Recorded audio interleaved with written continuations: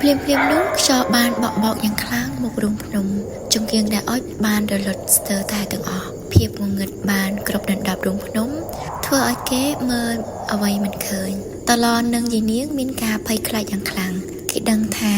អាបប្រហែលជាកំពុងតែព្យាយាមរំខានពិធីសុំទឹកមន្តរបស់គេហើយគេខំប្រឹងសូត្រធម៌ឲ្យកាន់តែខ្លាំងឡើងដើម្បីបណ្ដេញអាបចេញពីទីនោះ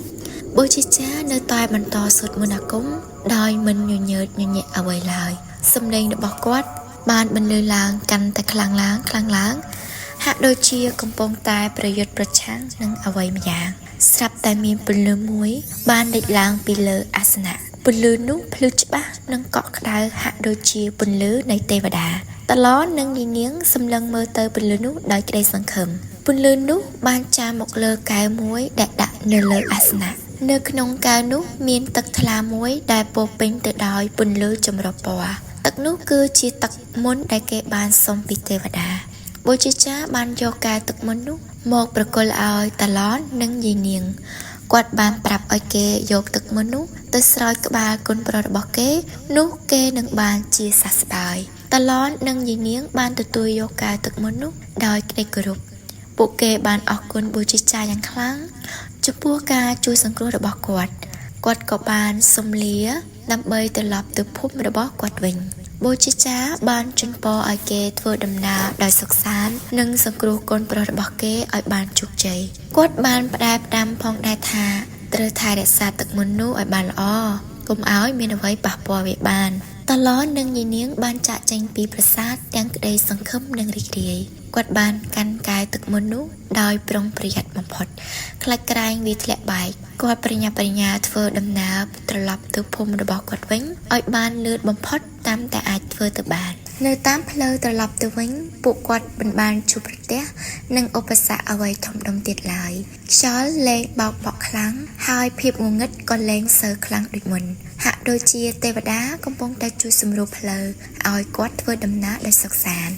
គាត់បានបង្ហាញកែវទឹកមន្តឲ្យអ្នកភូមិមើលអ្នកភូមិគ្រប់គ្នាសុទ្ធសឹងតែមានការអបអរសាទរនិងសង្ឃឹមថាស្រីនឹងបានជាសះស្បើយពេលបានទទួលទឹកមន្តនេះតឡននិងយាយនាងបានប្រញាប់ប្រញាល់ត្រឡប់ទៅផ្ទះរបស់គាត់វិញគាត់បានឃើញស្រីកំពុងតែដេកសន្លប់នៅលើគ្រែស្រីមានសភាពសិចស្លាំងនិងទន់ខ្សោយខ្លាំងណាស់យាយនាងបានយកកែវទឹកមន្តមកស្រោចក្បាលកូនប្រុសរបស់គាត់យឺតទឹកមន្តបានហូរស្រោចពេញក្បាលរបស់ស្រីធ្វើឲ្យគេញាក់ខ្លួនបន្តិចមួយសន្ទុះក្រោយមកស្រីក៏បានបើកភ្នែកឡើងគេសម្លឹងមើលទៅឪពុកម្ដាយរបស់គេដោយទឹកមុខស្រងត់ស្ងាត់គេហាក់ដូចជាមិនចាំថាមាននឹងអ្វីកើតឡើងចំពោះគេទេគេសួរថាតើគេកំពុងនៅទីណាហើយមានរឿងអ្វីកើតឡើងតឡននិងយាយនាងបានប្រាប់កូនប្រុសរបស់គេអំពីរឿងរ៉ាវដែលបានកើតឡើងចំពោះគេនិងអំពីដំណើរដ៏លំបាកដែលគេបានឆ្លងកាត់ដើម្បីមករកទឹកមន្តព្យាបាលគេស្រីបានស្ដាប់រឿងរ៉ាវរបស់ឪពុកម្ដាយរបស់គេដោយយកចិត្តទុកដាក់គេមានការភ្ញាក់ផ្អើលនិងរំភើបចិត្តយ៉ាងខ្លាំងនៅពេលបានដឹងថាឪពុកម្ដាយរបស់គេស្រឡាញ់គេខ្លាំងប៉ុណ្ណាបន្ទាប់ពីបានស្ដាប់រឿងរ៉ាវរួចស្រីក៏ចាប់ផ្ដើមមានកម្លាំងកំហែងឡើងវិញគេអាចក្រោកពីដំណេកហើយដើរហើរបានដូចធម្មតាគេសើចក្អាក់ក្អាយនិងលេងសើចជាមួយឪពុកម្ដាយរបស់គេយ៉ាងសប្បាយរីករាយតឡននិងយាយនាងមានសេចក្តីសុខនិងរីករាយជាខ្លាំងដែលបានឃើញកូនប្រុសរបស់គាត់ជាសះស្បើយឡើងវិញគាត់បានអរគុណទេវតានិងបូជាចារដែលបានជួយសង្គ្រោះកូនប្រុសរបស់គាត់ឲ្យរួចផុតពីគ្រោះថ្នាក់ដំណឹងដែលថាស្រីបានជាសះស្បើយបានល្បីខ្ទោខ្ទាពេញភូមិចុងព្រៃអ្នកភូមិគ្រប់គ្នាសុទ្ធសឹងតែមានការអបអរសាទរនិងត្រេកអរជំនួសតឡននិងយាយនាងគេនាំគ្នាមកសួរសុខទុក្ខស្រីនិងជូនពរឲ្យគេមានសុខភាពល្អជារៀងរហូតទៅអ្នកភូមិបានចាត់ទុកតឡននិងយាយនាងដូចជាវីរបុរសនិងវីរនារីដែលបានសង្គ្រោះភូមិរបស់គេឲ្យរួចផុតពីគ្រោះចង្រៃគេបានសរសើរទឹកចិត្តនិងក្តីស្រឡាញ់របស់គេដែលមានចំពោះកូនប្រុសរបស់គេប៉ុន្តែ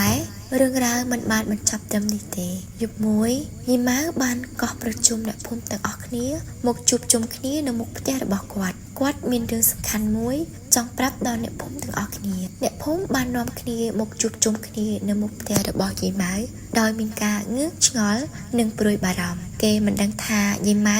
មានរឿងអ្វីសំខាន់ចង់ប្រាប់ដល់គេនោះទេពេលអ្នកភូមិបានមកដល់គ្រប់គ្នាយីម៉ៅក៏ចាប់ផ្ដើមនិយាយគាត់បានប្រាប់អ្នកភូមិថាអាបដែលបានធ្វើបាបស្រីមិនមែនគ្រាន់តែជាខ្មោចធម្មតានោះទេវាគឺជាអាបដែលមានកម្លាំងខ្លាំងក្លានិងមានគំនិតអាក្រក់ជាខ្លាំងគាត់បានបញ្យល់ទៀតថាអាបនេះចង់សងសឹកអ្នកភូមិចុងព្រៃទាំងអស់គ្នាមិនមែនគ្រាន់តែតឡននឹងយាយនាងប៉ុណ្ណោះទេដូច្នេះអ្នកទាំងអស់គ្នាត្រូវប្រុងប្រយ័ត្នឲ្យបានខ្ពស់និងរកវិធីកម្ចាត់វាចោលឲ្យបានយាយម៉ៅបានប្រាប់ថាដើម្បីកម្ចាត់អាបនេះគេត្រូវធ្វើពិធីមួយដែលមានលក្ខណៈធំដុំនិងស្មុគស្មាញជាខ្លាំងពិធីនោះត្រូវធ្វើឡើងនៅទីស្មោសានចាស់ណោះហើយគេត្រូវសាងកម្លាំងចិត្តជាថ្លង់មួយនិងក្តីសាមគ្គីជាខ្លាំងដើម្បីប្រឆាំងនឹងអំពើអាក្រក់អាបនេះខ្លាំងពិតមែនតែវាមិនអាចឈ្នះកម្លាំងនៃសេចក្តីស្រឡាញ់ក្តីសង្ឃឹមនិងការរួបរวมគ្នាបានឡើយយីម៉ៅបន្ថែមយប់នោះក្រោមការដឹកនាំរបស់យីម៉ៅអ្នកភូមិទាំងអស់បានមូលគំនិតគ្នារៀបចំពិធីបណ្ដេញអាបនៅទីស្មោសានចាស់ទីស្មោសានដែលពោពេញទៅដោយភាពភ័យខ្លាចពេលនេះប្រែជាទីតាំងប្រមូលផ្ដុំកម្លាំងចិត្តដ៏មុតមុតពិធីចាប់ផ្ដើមឡើងក្រោមពន្លឺព្រះច័ន្ទពេញវងយីម៉ៅបានសូត្រមន្តអាគមយ៉ាងស្ទាត់ជំនាញអ្នកភូមិជុំវិញនាំគ្នាអុជទៀនធូបបាយផ្កាភ្ញីនិងប្រោះទឹកព្រំទឹកមុន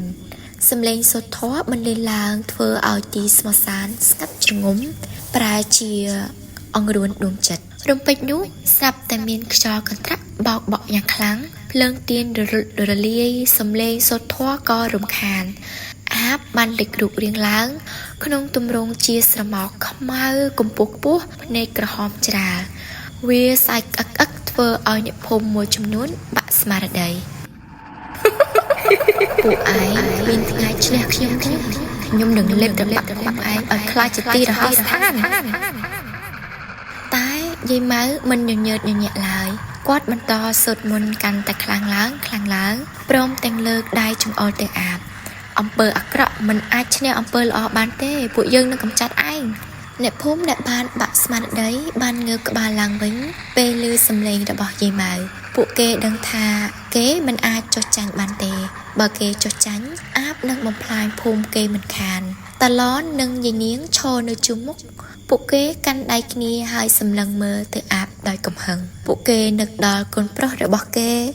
និងនឹកដល់អ្នកភូមិដែលបានស្លាប់ដោយសារអាបកន្លងមកកុំខ្លាចពួកយើងមានគ្នាពួកយើងមានសេចក្តីស្រឡាញ់ពួកយើងនឹងឈ្នះតាឡនស្រែកឡើងអ្នកភូមិផ្សេងទៀតនាំគ្នាស្រែកតាមតាឡនសំឡេងរបស់ពួកគេបានបន្លឺយ៉ាងអឹងកងធ្វើឲ្យអាបញ័រខ្លួនតិចយីម៉ៅបានបោះខ្សែសីមាចូលទៅអាបខ្សែសីមានោះរុំព័ទ្ធជុំវិញខ្លួនអាបធ្វើឲ្យវារើបំប្រាស់លេងរួចបន្ទាប់មកគាត់បានដុតក្រដាសនិងបានបោះផេះចូលទៅក្នុងអាបស្រែកធ្ងរដោយការឈឺចាប់កម្លាំងរបស់អ្នកភូមិបានបញ្ចូលគ្នាជាថ្លុងមួយពួកគេនាំគ្នាសូត្រធម៌និងបន់ស្រន់ដល់ទេវតាឲ្យជួយកម្ចាត់អាបនោះចេញពីភូមិរបស់គេទីបំផុតអាបក៏ទ្រាំលេងបានវាក៏រលាយបាត់ទៅក្នុងភាពងងឹតដោយបន្សល់ទុកនូវផ្សែងខ្មៅខ្យល់កន្ត្រាក់ដ៏ស្ងប់ស្ងាត់ភ្លើងទៀនក៏ភ្លឺឡើងវិញអ្នកភូមិគ្រប់គ្នាដួលនៅលើដីដោយសារតែហត់នឿយតែពួកគេញញឹមដោយក្តីរីករាយពួកគេបានឈ្នះអាបហើយពួកគេបានសង្គ្រោះភូមិរបស់ពួកគេហើយចាប់ពីថ្ងៃនោះមកភូមិចុងព្រៃបានក្លាយជាភូមិមួយដែលរស់នៅដោយសុខសាន្តនិងមានសុភមង្គលអ្នកភូមិបានរៀនសូត្រថាកម្លាំងនៃសេចក្តីស្រឡាញ់ក្តីសង្ឃឹមនិងការរួមគ្នាអាចកម្ចាត់អំពើអាក្រក់បានគេបានចងចាំជានិច្ចនៅមេរៀនដែលគេបានរៀនពីអាបហើយគេបានបដិញ្ញាថានឹងថែរក្សាភូមិរបស់គេឲ្យបានគង់វង្សជារៀងរហូតទៅឯតាឡននិងយាយនាងនិងស្រីបានក្លាយជាគ្រួសារគំរូនៅក្នុងភូមិចុងព្រៃគេបានបង្រៀនអ្នកភូមិផ្សេងទៀតអំពីសារៈសំខាន់នៃសេចក្តីស្រឡាញ់និងការរួមគ្នា